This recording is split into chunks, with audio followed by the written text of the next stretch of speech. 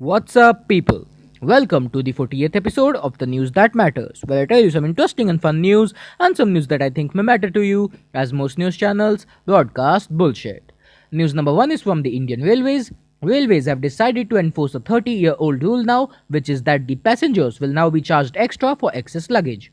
Yes, just like in the case of planes, you will now have to think twice before packing unnecessary luggage for your train journey too.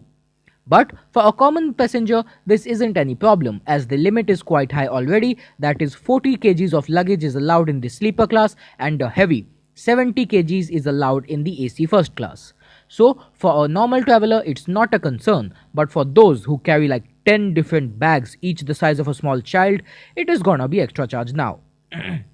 The charges are Rs 109 per 500 kilometers for an excess of 40 kgs of luggage. That is, you will now have to pay 218 rupees extra for a 1000-kilometer journey with 80 kgs of luggage. Well, I don't really think this rule is gonna make even the slightest of difference, as it isn't quite strong enough in punishment, just like all the other laws in our country, right? What do you think about it? Tell me in the comments below.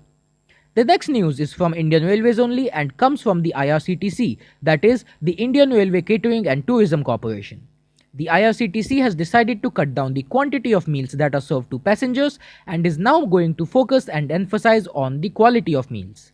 IRCTC will now serve boneless chicken and also a serving of dry vegetables and will discontinue soup. This comes after the Indian Railway Board decided and allowed the corporation to rationalize the food rather than increasing the prices. I personally think that this is a good move as quality must always be preferred over quantity in most cases. And seeing the past records of the IRCTC with food having an assortment of meats like lizard and cockroaches and some worms, I think a focus on quality is really necessary. What do you think about it? Tell me in the comments below. The next news is from Haryana, where the government has banned the use of single-use plastic bottles in the government offices. That is, now those cheap crushable bottles are banned from the government offices. The state government is going to implement a 5-point program for maintaining ecological balance in Haryana that will include plantation of 20 lakh saplings and using LED bulbs. This is really a great move, I think, and this should be implemented throughout the country as we really need to curb the monstrous problem of pollution. Well, now let's have some tech news. Today was the launch of the Lenovo Z5 smartphone. And spoiler, it was the biggest disappointment ever in the smartphone world. Lenovo really ruined their reputation today. The phone is an iPhone X copy in design. Yes, the phone which was supposed to have bezel-less display has a bottom bezel and also a damn notch. I mean, if you have the bottom bezel, why the hell is there a notch? You could have placed the camera down like the Mi Mix. And I watched the entire event, although it was in Chinese. One thing was clear, that Lenovo was clearly mocking Xiaomi all along rather than giving us some real innovations. And 4TB storage? Well, I didn't really believe it anyway and knew it wasn't possible in a slim phone. But the phone only has a max of 128GB and not even 256. And the 4TB claim? Well, it's a damn cloud server database device that is the size of a mini CPU and it has 4TB space. Not in the phone. And the 45-day battery? Nah, the phone only has a 3300 mAh battery.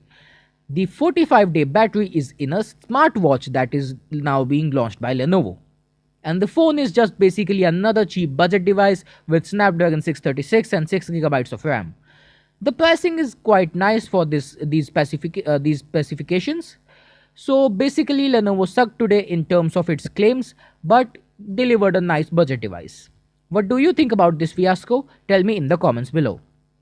The last news is from HTC, which is going to launch 2 new phones in India that are the Dzire 12 and the Dzire 12 Plus on 6 June. The features are nothing worth mentioning as the Dzire 12 has a bad MediaTek 6739 processor with 2GB of RAM and the Dzire 12 Plus has a Snapdragon 450 processor with 6-inch 18:9 display.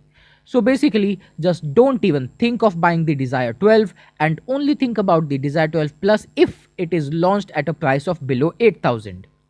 HTC makes some really good flagship phones, but in this budget market, the company is just a mess. Well, this was all for today. I'll be back tomorrow with another episode of the News That Matters. Thanks for watching, like and subscribe for more.